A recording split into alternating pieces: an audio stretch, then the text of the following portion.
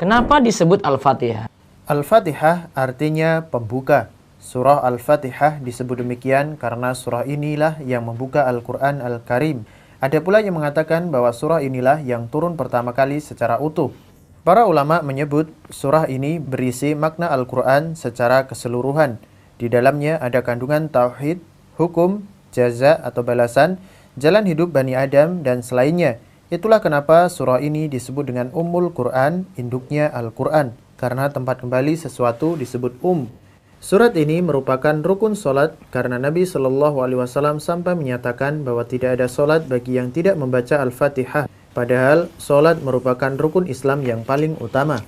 Surah ini disebut pula dengan ruqyah. Artinya, jika surat ini dibacakan pada orang sakit akan sembuh dengan izin Allah. Sebagaimana hal ini terdapat dalam kisah para sahabat yang meruqyah seorang tokoh ketika mereka mampir. Mereka menggunakan surat Al-Fatihah sebagai bacaan ruqyah. Nah, ini juga yang jarang kita tahu, ini bid'ah terkait surat Al-Fatihah.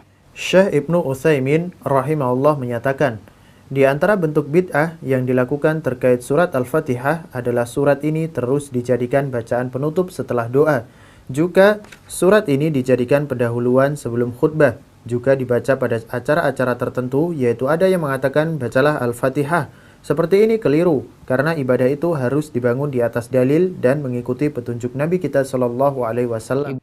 Jadi kebiasaan sebagian orang itu setelah baca doa Al-Fatihah atau kirim doa Al-Fatihah gitu.